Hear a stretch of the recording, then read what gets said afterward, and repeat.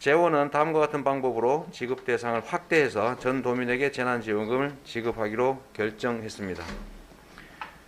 첫 번째, 도의회의 요구에 따라서 원칙적으로 도가 90%, 각 시군이 10%씩 부담하기로 합니다. 두 번째, 수원, 용인, 성남, 화성, 시흥, 하남 등 교부세액이 중앙정부목 매칭액에 미달하는 시군에는 예외적으로 도가 부족액을 100% 보전해 드립니다. 셋째, 전도민 지급에 반대 의견을 가진 시군을 배려해서 시군 자율 판단에 따라 시군 매칭 없이 90%만 지급하는 것도 허용합니다. 네 번째, 시군의 어려운 재정적 상황을 고려해서 초과 세수에 따른 도의 조정 교부금 약 6천억 원을 시군에 조기 배분합니다. 이에 따라서 경기도가 3,736억 원, 시군이 415억 원을 부담하게 됩니다. 네, 재정을 어떻게 할 것인지 이 부분에 대해서도 자세하게 설명을 했는데 두 분께 좀 의견을 들어보도록 하겠습니다. 다른 시도와 달리 경기도는 모든 도민에게 재난지원금을 지급하기로 한 부분, 고모님 어떻게 생각하십니까? 네, 저는 이제 보편 지급의 당위성하고 경제 활성화에 이런 부분들에 있어서 이재명 지사께서 현재 하고 있는 분은 지방자치를 지금 실천을 하는 거기 때문에 저는 큰 문제 없다고 생각을 합니다. 네. 그래서 일단 각 지방의 특성과 거기 주민들의 요구 사항을 따라서 다른 지역과 다르게 하는 것을 우리가 꼭 나쁘게 볼 이유는 없고요. 이제 지금 이게 이렇게 문제가 됐던 거는 지금 경기도지사지만 대선 유력 후보기 때문에 정무적으로 지금 공격들을 하기 때문에 그렇지만, 아니 과거에 지금 경기도에서는 2차, 4차 나눠줄 때 다 나눠 더 10만 원, 20만 원씩 더 줬을 때는 아무 말도 없었잖아요. 자기가 여력이 되면은 이것은 도지사의 그리고 도의회의 판단에 따라서 네. 가는 부분은 전혀 문제가 지금 되지 않고 있다고 보고요.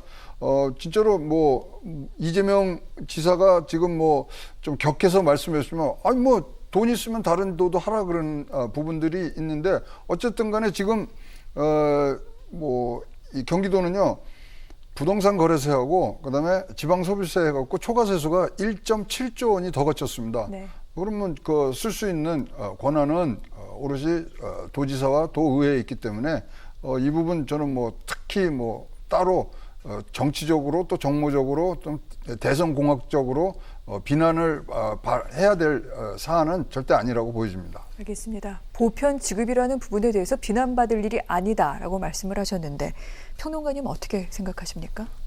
경제라는 거는 자원의 효율적 배분을 얘기하는 겁니다. 네. 남는 돈이 있으면은 그 돈을 어떻게 써야지 가장 효율적인가를 갖다가 고민하는 게 바로 그 경제의 영역이고 또 정치의 영역이라고 저는 생각을 합니다. 그럼 지금 이 상황에서 돈 있는 사람들한테까지 25만 원을 줘서 진짜 원하는 어떤 불평등의 해소라든지 아니면 소비 진작 효과가 있을 것이냐에 대해서는 개인적으로 의문입니다. 사실 돈이 많이 가진 사람들은 한계 소비 성향이 적죠.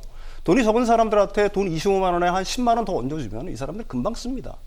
그렇지만 돈이 많은 사람들한테 25만 원 줘봐야 그 사람들은 기본 생활하는 그 25만 원을 더 쓴다고 보는 거는 좀 무리가 있는 거예요. 경기 진작 효과도 사실은 그렇고요. 또 부의 불평등을 갖다가 제고한다는 측면에서도 자꾸 이런 식의 보편 지급을 갖다가 계속 강행하는 거는 네. 제가 생각하기에는 공정과 부의 불평등 치우라는 원래의 주장과 약간 좀 배치되는 게 아닌가 그렇게 생각을 합니다. 그렇군요. 자, 어려운 곳에 두텁게 더 지원하는 것이 본래 취지에 맞는 것이 아니겠느냐 그렇게 말씀하신 것 같은데 경제 전문가 두 분의 의견을 이렇게 들어봤고요. 그런데 여야 정치권에서도 여기에 대해서 좀 여러 가지 얘기를 하고 있습니다. 주로 반발하는 목소리가 많습니다. 먼저 민주당 쪽 얘기 좀 보도록 할까요? 이낙연 전 대표, 다른 시도민들이 어떻게 받아들일지 걱정이다라면서 형평성 문제를 얘기했고요. 정세균 후보 캠프에서는 국론 분열시키는 이 지금 정부와의 차별화 중단하라라고 요구를 했습니다. 김두관 후보 같은 경우에는 당정청의 여야까지 합의한 사항이다. 존중하는 것이 바람직하다라고 얘기를 했고요. 야당 국민의힘 원희룡 전 제주지사 같은 경우에는 세금을 쌈짓돈처럼 마구잡이로 쓰고 있다. 매표 행위하는 거다라고 그렇게 비판하기도 했습니다. 자, 형평성 논란 지금 벌어지고 있고요. 특히 대선 전국이기 때문에 매표 행위다. 이런 얘기가 나오기도 했습니다. 이 부분은 평론가님 어떻게 보셨습니까? 뭐 기본 3시리즈가 이미 이제 발표가 다 됐죠. 기본소득, 기본주택, 그 다음에 이제 뭐 이런 어떤 뭐 기본 대출까지 해가지고 네. 이제 3가지 시리즈가 됐는데, 사실 저는 이재명 지사가 우리 사회에 어떤 화두를 던지는 거에서는 굉장히 의미가 있다라고 생각합니다. 가령 뭐 불공정이라든지 불평등, 부의 불평등을 갖다가 완화하기 수단으로 이런 공약들을 갖다가 끊임없이 제시를 하는 거는 우리 사회는 저는 뭐 건강한 어떤 토론, 어떤 그런 장을 만들어 준다는 측면에서는 굉장히 의미가 있다고 보는 거고요. 뭐 저는 개인적으로 사실은 전 국민에 대한 어떤 보편적인, 그게 뭐 주택이 됐든지 대출이 됐든지 아니면 소득이 됐든지 하는 거에 대해서는 반대 입장을 분명히 하지만 네. 분명히 뭐 순기능이 있다라고 생각을 해요. 지금 이런 시대에 우리도 이제 사실 이런 어떤 의제들을 갖다가 공론회장에 올려놓고 충분히 논의해 볼 만한 때는 됐다. 뭐 저는 개인적으로 그렇게 생각을 합니다. 알겠습니다. 분명히 이번 결정에 대해서 반대 의사를 밝히셨습니다만 이 부분을 단순히 매표 행위 등등으로 치부할 것이 아니라 우리 사회에 어떻게 보면은 이제는 논의해야 될 하나의 화두가 되고 있다는 부분에 대해서는 또 좋은 평가를 해주신 것도 같습니다. 알겠습니다.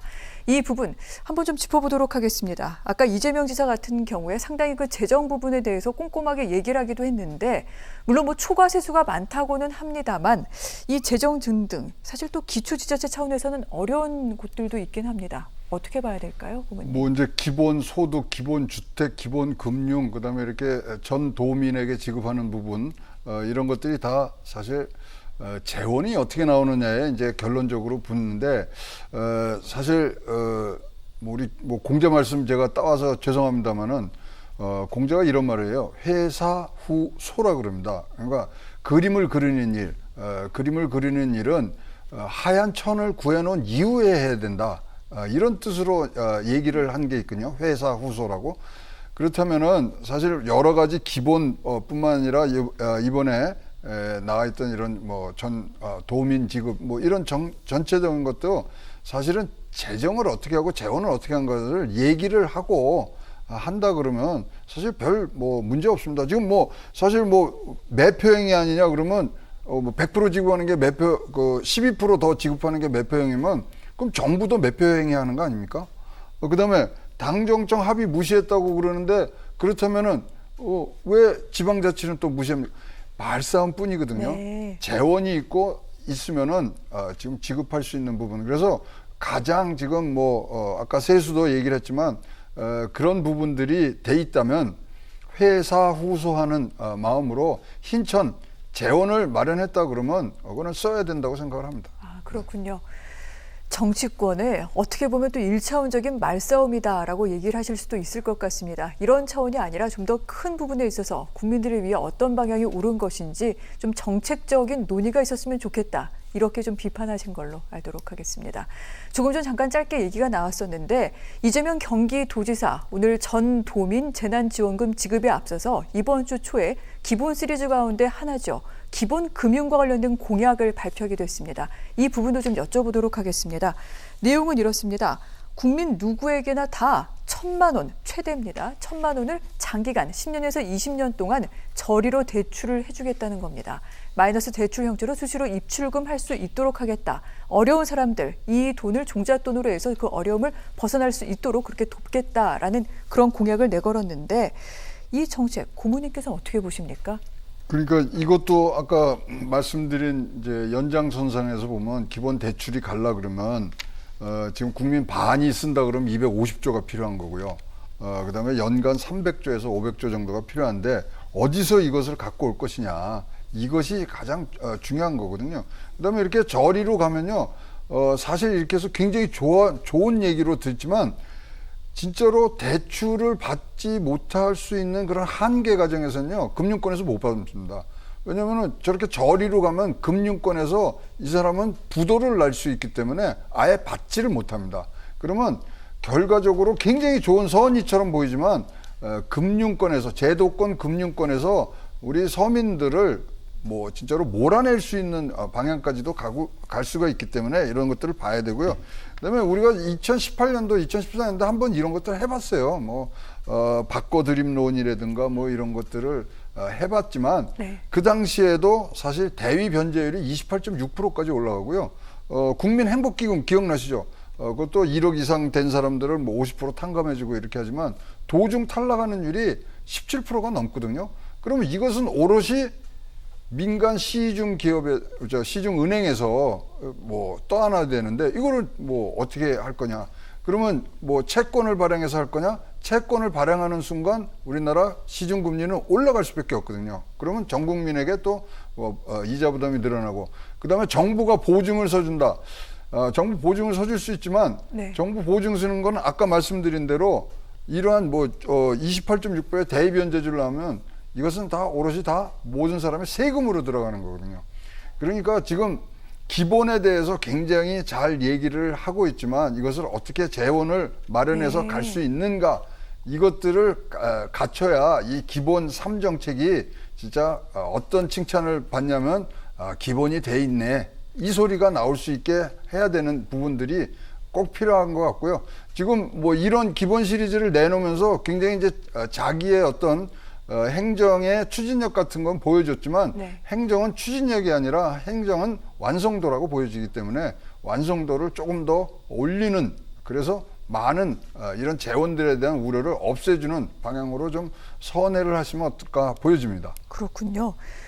자, 정책적인 차원에서 재원 등등 좀 더 현실성, 구체성을 갖출 필요가 있다라고 말씀을 하셨는데, 평론가님, 이재명 지사의 기본 시리즈 어떻게 생각하십니까?